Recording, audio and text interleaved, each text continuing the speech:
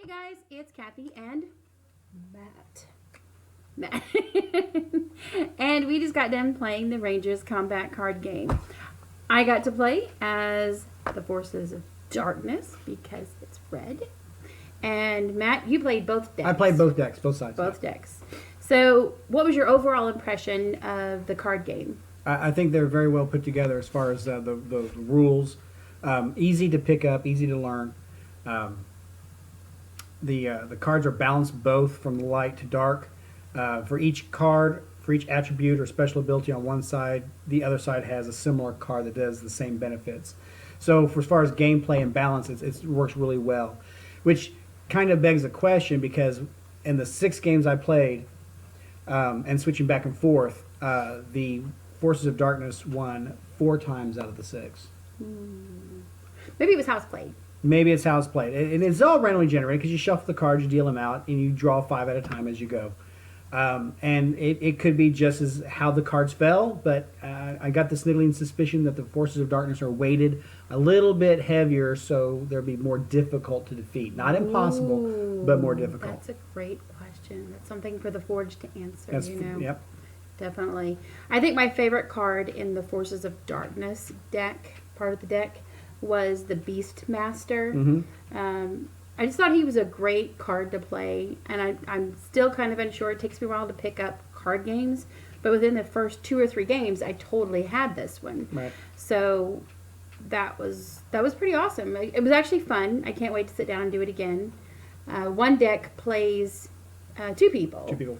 But 2 decks, which the Forge Studio sent us, plays 4 people. Teams, yep. Did you have favorite? We haven't done teams yet, but I'm looking forward to doing that. Favorite? I'd say what, as far as the artwork on this stuff. Forces of Light, right? This is the Forces of Light, and Light. the artwork is fantastic. Look at the artwork for Garen. He's a falconer, and I love it how each of these cards is taken from a screenshot from the Rangers, a Shadow Rising film by the Forge Studios, but they all have a hand-painted look to them, which is fabulous. I think they did a great job They did on a them. fantastic job on them. They did. Did you have a? I asked you this. Do you have a favorite card besides the Falconer? Favorite card? Not sure. Favorite character, maybe. He's definitely your favorite. Definitely my favorite. Definitely Yeah. your favorite. I haven't got to play as the Forces of Light yet, but I really liked the Forces of Darkness. It was pretty cool. So it'll be interesting to play the other side of it, just to see how different. Because I think the Forces of Darkness plays much differently than the Forces of Light. Well, again, the gameplay is the same. It comes down to the wording. Because as each card, like I said, each card has a balance to it, to the opposite side. And like each side has a caster card. This is Connie, and she is a caster. She's a spell user, and she's a healer. So what she does is, when you play her card, it's -1 to all enemy attacks. Now the opposite card on the Forces of Darkness is... You totally just forgot, didn't you? I totally forgot the name of the card. Either way, how does that balance out?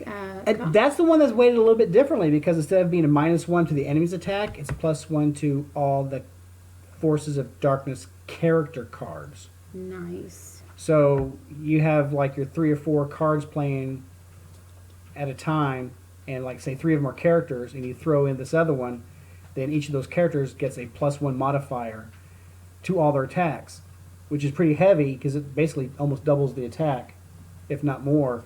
And poor little Connie here, she only takes away 1 point. Well, there's 1 point that you could of have. the entire attack. Yeah, exactly. So Exactly. Now, the other card games that you've played before, how does it kind of deal with that? I mean, how is it the same or different? like I said, it comes down to balance and how they're played out. The other card games I played, again, it tends down to how they're shuffled, how they're drawn, what order they're drawn from, and then of course, because it's a little bit of a strategy involved, you do have to think about, should I play this card now or wait and hold it for later? And I found myself keeping hold of cards because although I probably could have used them, I thought it'd be better to play them later with a different set of cards in play. Gotcha. So I would call the combat or call the turn, and go ahead and maybe possibly take a loss at that hand, knowing that the next hand You'd rock it. I'd rock it. You'd Yeah. rock it. I gotcha. I found myself doing that as well. Adding cards to. I know that you play much better at cards than I do. These sort of card games, and we play completely different. But I found myself adding to the character cards, like Sorenfell or Drustin Lorne over there. Right, I found myself adding to them, kind of enhancing them, as opposed to playing a different character. So I thought it was rather easy. I mean, once I kind of picked up on it, and it usually takes me quite a while to learn cards. So for somebody who has done it for quite a while, like you, and somebody who takes a bit to learn card games like me, I think within like maybe 2 or 3 rounds, they would totally have it down, don't you think? Yep. Yeah. Within one game period, I fully understood what the rules were and how to play it out. Yeah. Now, pluses and minuses of the game. What did you really like about playing the game?